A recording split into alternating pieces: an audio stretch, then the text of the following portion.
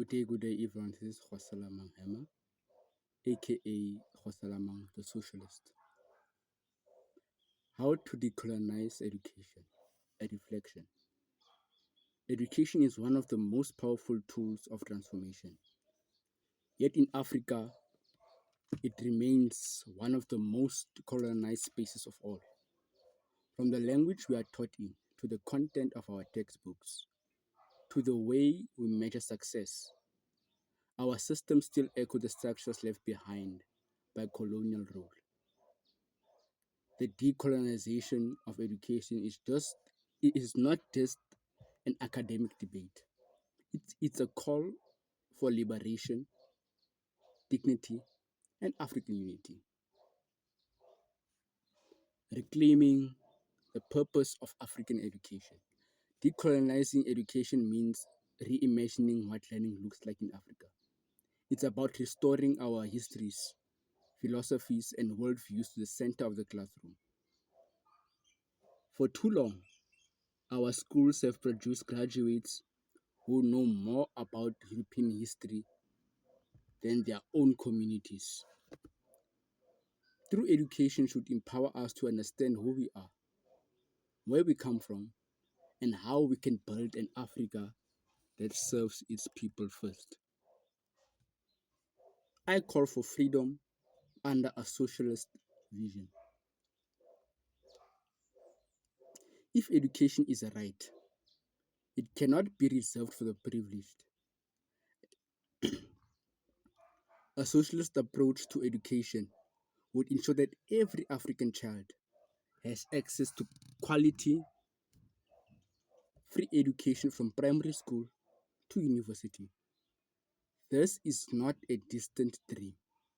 It is a practical goal that requires political will and people centered leadership. Free education is an investment in the nation's future, not a burden on its economy. Decolonizing the African mind. Colonialism did not end with political independence. Its most powerful weapon was psychological. It taught us to see the world and ourselves through European eyes. Decolonizing the mind means challenging the internalized belief that African knowledge is inferior. It means taking pride in our languages, our traditions, and our ability to define progress on our own terms. Emancipating our minds from colonial thinking.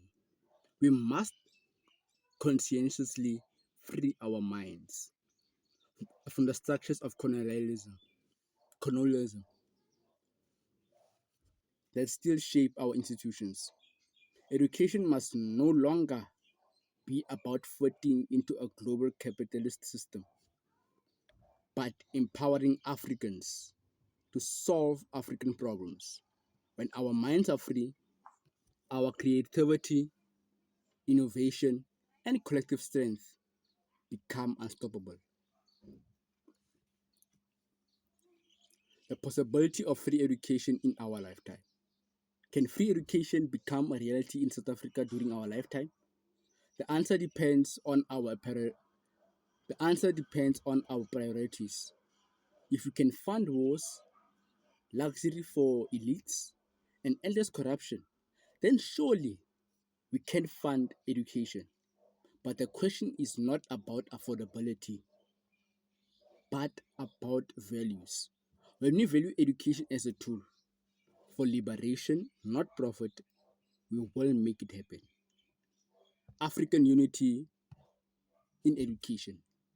Africa's strength has always come from unity. Our education system should reflect that.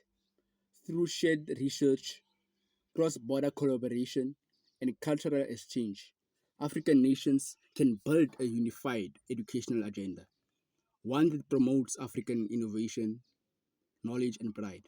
We are stronger when we learn from each other, not when we compete from approval from the West.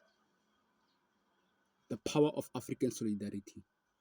No African country can fully decolonize education in isolation. We need solidarity between nations, between students and teachers, between thinkers and activists. Our liberation movement succeeded through unity. Our intellectual freedom will too.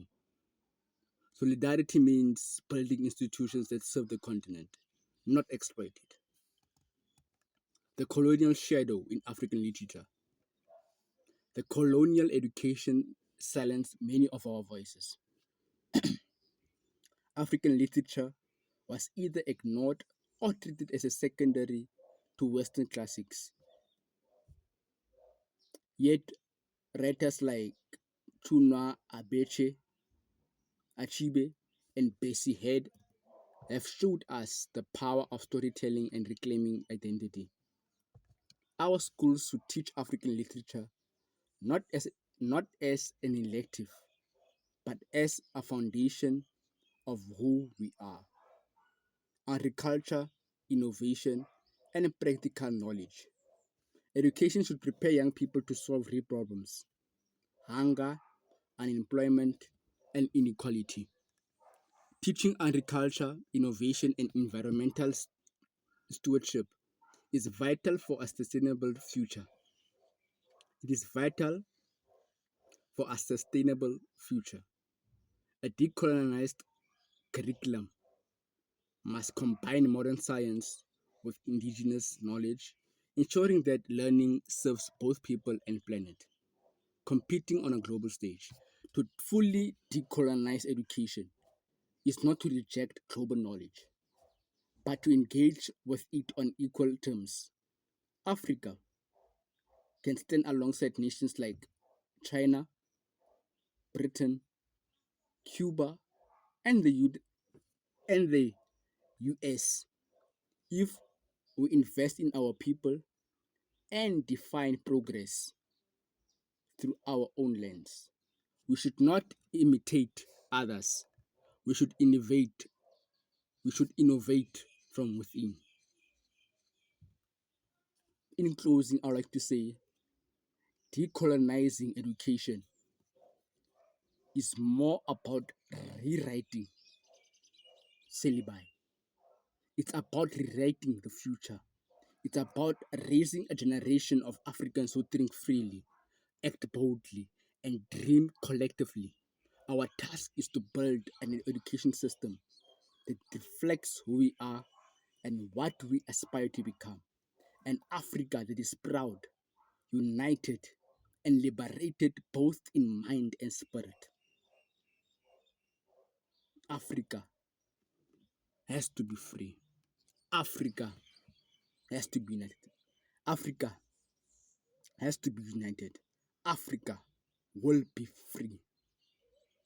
Through unity, we can achieve much more.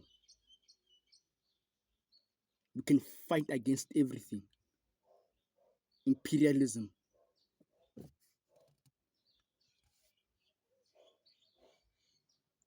fight against crime, terrorism, hunger, poverty. If we are united, we can fight all of these things and become unstoppable. My boy, Africa. Africa has to come back.